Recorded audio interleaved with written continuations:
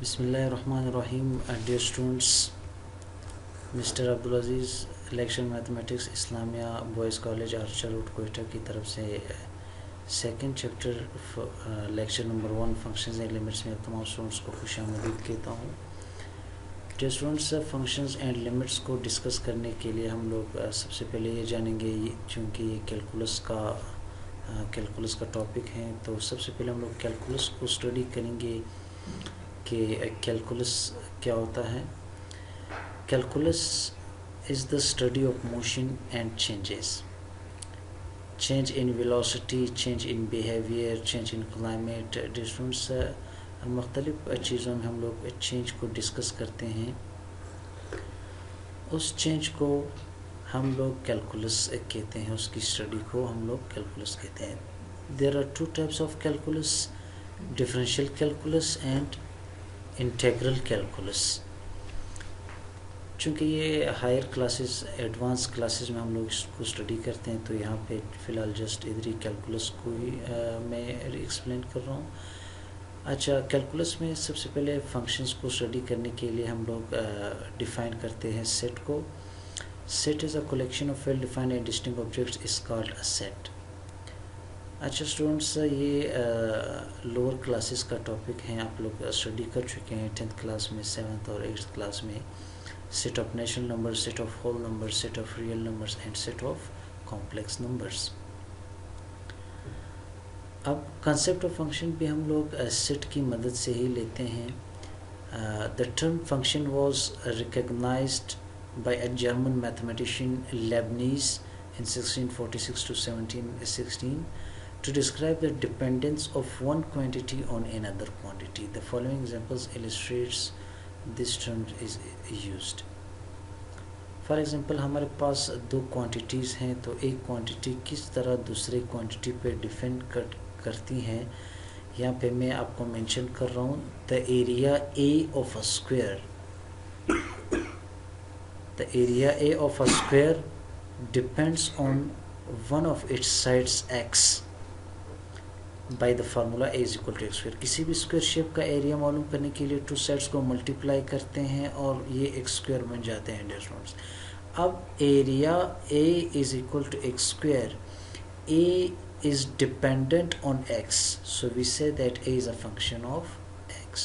यानी एक ये कंसेप्ट हम लोग यूज़ करते हैं कि अगर एक क्वांटिटी दूसरे क्वांटिटी पे डिपेंड करती है, तो हम लोग ये कह सकते हैं कि ये ए जो है फंक्शन ऑफ एक्स है।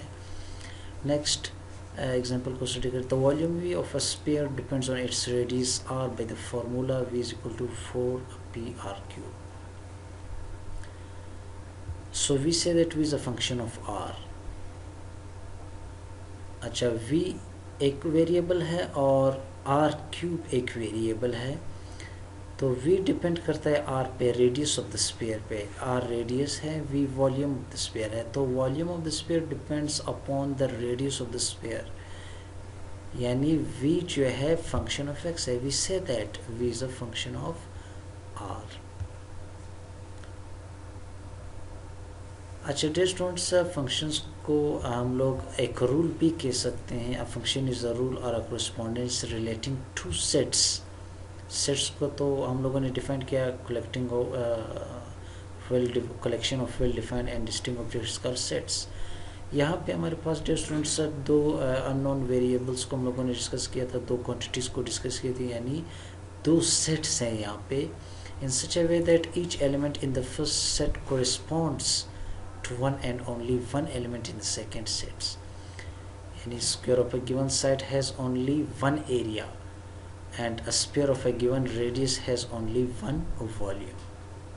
यानी हर एक क्वांटिटी का एक इमेज होता है दूसरी क्वांटिटी के लिहाज से। तो define function, domain and range. अब फंक्शन के अंदर हमारे पास डोमेन और रेंज होते हैं। A function f from a set x to a set y is a rule। जिस तरह यहाँ पे डिस्कस किया था हम लोगों ने रूल, तो सेट x से सेट y की तरफ एक रूल, एक फंक्शन होता है, और a correspondence that assigns to each element x in capital X a unique element small y in capital Y The set X is called the domain of F. Unless stated the contrary, we shall assume hereafter that set X and Y consist of real numbers and Y is called a range of the F. यानी हमारे पास X set के from X to set Y, ये तो rule है, एक function है, लेकिन X सेट के अंदर जो भी एलिमेंट्स है वो हमारे पास डोमेन कहलाता है, और Y सेट के अंदर जो भी एलिमेंट्स आ जाएं वो हमारे पास रेंज ऑफ F कहलाता है। Dear students, notation and value of the function, थोड़ा और मज़ीद इसके कंसेप्ट को डिस्कस करते हैं। If a variable y depends on a variable x in such a way that each value of x determines exactly one value of y, then we say that y is a function. This is another definition, dear students. और functions को symbolic form में लिखने के लिए Swiss mathematician Leonhard एलर ने invent किया था y is equal to f of x इस फॉर्म में, which is read as a y is equal to f of x. A function can be thought as a computing machine, यानी function हमारे पास एक computing machine की तरह work करता है जिसमें x इनपुट और आउटपुट f of x, यानी f of x में हमारे पास x की वैल्यू इनपुट है, f of x की वैल्यू आउटपुट है, यानी range of the function. A function can be thought as a computing machine app that takes input x and operates on it on some way. अच्छा, ये point note करने के लिए distinct functions are often denoted by the letters such as F G H, capital F G H and so on. The variable x is called the independent variable. Dear students, किसी भी function का graph बनाने के लिए ये चीज़ भी आपको mention कर रहा हूँ मैं कि अगर आप ग्राफ बनाने चाह रहे हैं तो independent variable f of x is equal to x square plus 3x plus 7, इसमें f of x y के इक्वल है. आप इधर y भी लिख सकते हैं, लेकिन f of x डिपेंड करता है, ये डिपेंडेंट है on all values of x. x जो है इंडिपेंडेंट वेरिएबल है, और इन तमाम वैल्यूज़ में के लिए हम लोग रियल वैल्यूज़ यूज़ करेंगे, और ये फंक्शन भी रियल वैल्यूड फंक्शन कहलाएगा. डियर स्टूडेंट्स, एग्जांपल नंबर 1 है, हम लोग फाइंड करेंगे f of 0, f of 2, f of -3 and f of 1 plus x. इसका मतलब क्या है, फंक्शन में वेरिएबल की जगह इसकी वैल्यू पुट करेंगे f of 0, यानी f of 0 है